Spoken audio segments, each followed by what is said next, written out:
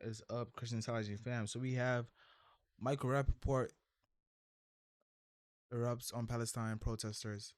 Ian Umar's daughter. Ian Umar. So I don't even know what the hell that is, but let's get straight to the video, yeah. Party is over, dick noses. You break the rules, you get suspended. You break the law, you get arrested. You don't like it, leave. You don't like it, quit. Okay, you dumb f***s. You complain, you whine, you cry. Always crying. Always. This video is brought to you by TatumStore.com, TatumStore.com. Make sure you get the merch link in the description section. We have all the products, at least some of them we had to take out of stock because they were sold out. We reestablished some of those products, but go on and get it now. Link will be here, and also the discount code will pop up here on the screen, TatumStore.com, TatumStore.com, and my wife's store, Freedom University, Shop Freedom University. She got some freaking, what do they call it? So my wife got some aprons and making cooking great again, which is it's crazy. They're going viral on her store. So the link will be in the description section. Like and subscribe to the channel. Let's continue to occupy the plaza this afternoon. New York City Post yelled students dancing and chanting at the protest. Jessica Hill from the New York Post. It says the mass arrest came after footage posted online showing cops arriving at the Ivy League school and blocking off entrances to the plaza where roughly 200 protesters have gathered.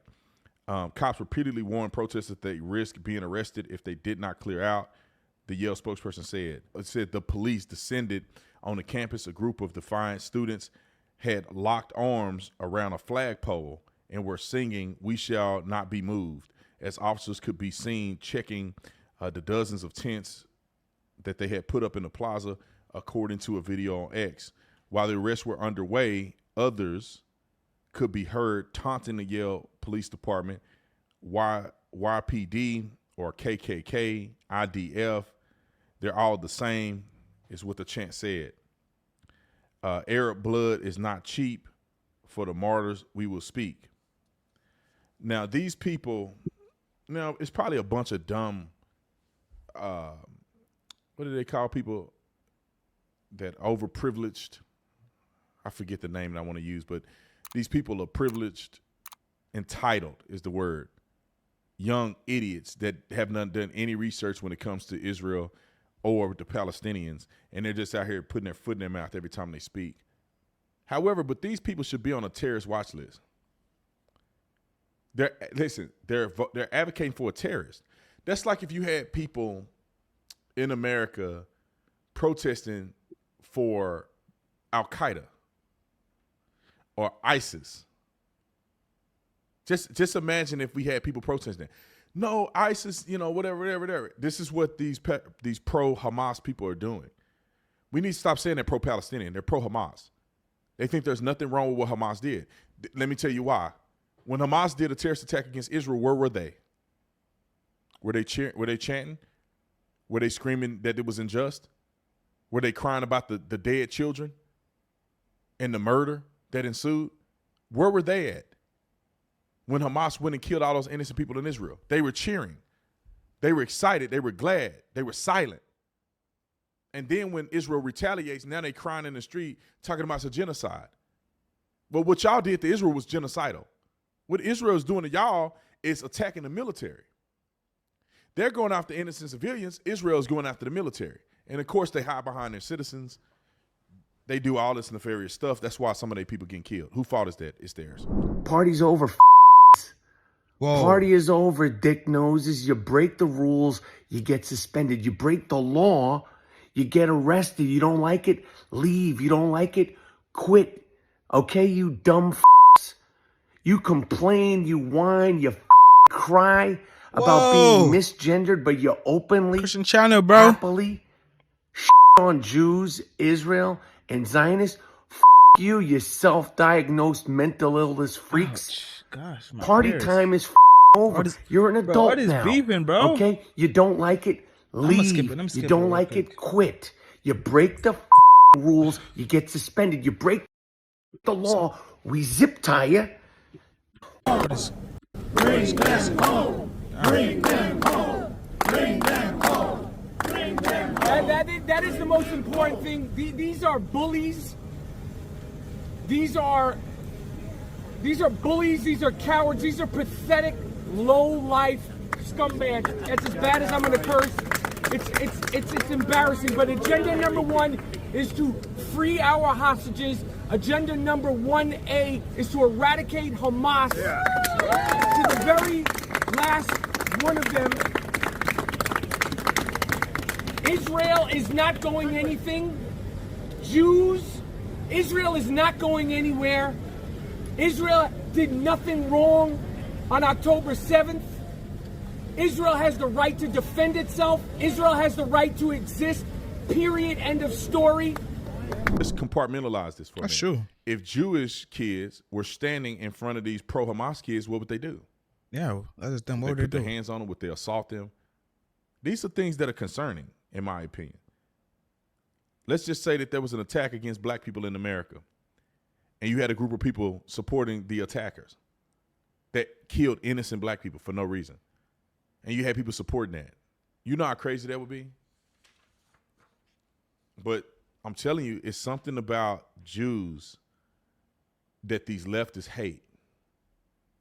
And they openly hate Jews. They openly call for the genocide of Jews.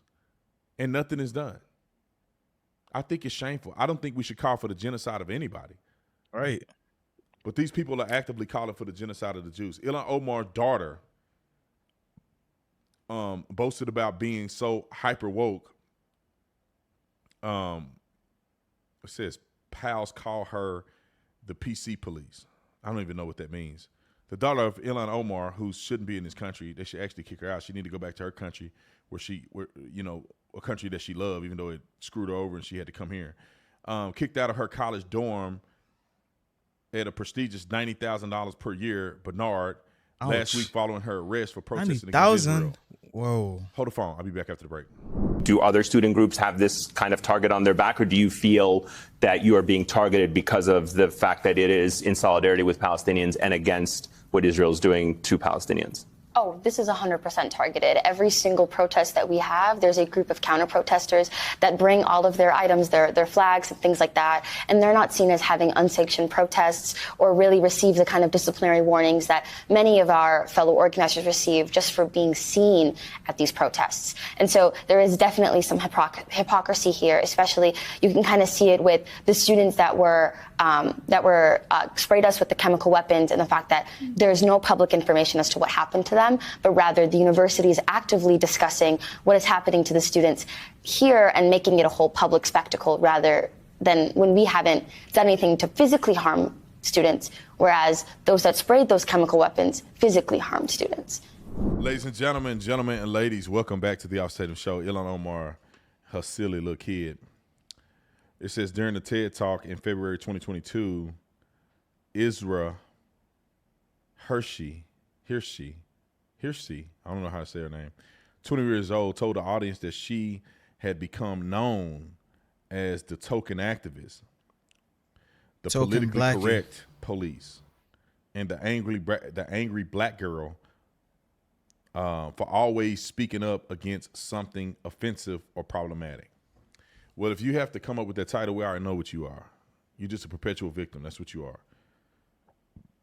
I would say something all the time, and kids in my class used to get super annoyed at me pointing out everything, even if it was slightly. Yeah, imagine being in the same class as those people, man. I'm so happy in high school we ain't had these people, bro, in our class. Bro, you'd have been clowned, bro. You'd have been clowned till you cried, man. You would have been clowned, bro. Imagine having that smug little rich little blackie in the class. Like, shut up. What does Palestine have to do with you? Do you know what they would do to you in Palestine? You little blackie. You don't even look Palestinian. I hope you're not Palestinian, but I don't know. I don't know you. I'm about to do research out there and see who you are. But they don't know you.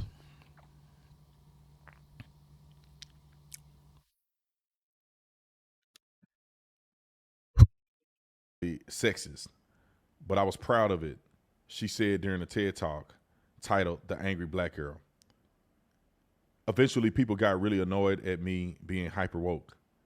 the title kept coming in, and I really claimed the title of being the PC police.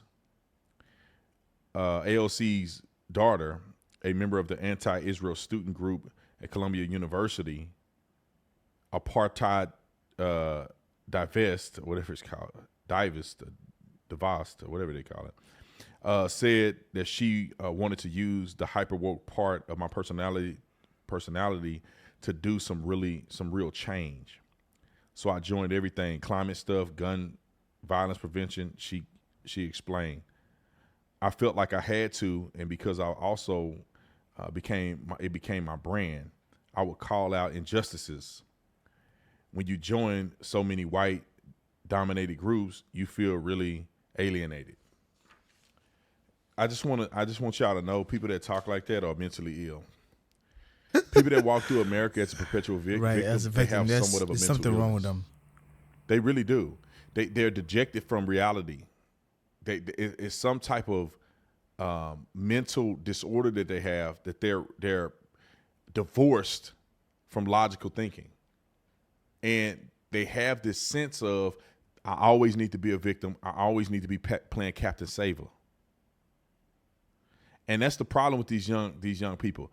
Go out and be productive in the world. Your question to yourself should be, what can I do for my country, not what can my country do for me? Somebody smart said this at some point, and I'm just regurgitating it. But you have to serve in order to have that feeling in most cases. I didn't love this country as much until I served with my life. Even as a police officer, it made me appreciate America better. It made me appreciate what sacrificing for this beautiful country really meant. And I would argue, like the IDF, that I think every person in America should have to go through some form of boot camp or join the military at some point in their life. Then I think people will appreciate it a little more. If you got to put your life on the line for this country, put your skin in the game, I think people will begin to appreciate the country. If you don't have to do nothing but sit around and complain about everybody else that's doing something, sit there and be and complain about the founding fathers, people who risked their life to make this such a great place, and all you doing is complaining, you should be ashamed of yourself. I think people will stop doing that if they actually had to. They actually receive some consequences for their actions, man. Imagine being a free country, talking about a country that's not free, that you escaped from and came to America, and you're still bashing America. How you bashing America, but the country that you came from, that kept you enslaved, because that country does not respect women. They harm women, they disrespect women, they kill women because they are women. And you ran away from that country and you come here and you still disrespect America. These type of people are annoying me, man. Immigrants that come here, man, you should be happy. You should be happy that you came here, man. It's an opportunity. You could be a millionaire here. You could have generational wealth. Right. You could bring your family over and give them a good life. That's the only country could do is America. Only. Man, it saddens me, but people are going to do whatever they want to do. It is what it is. See you guys on the next one. Peace.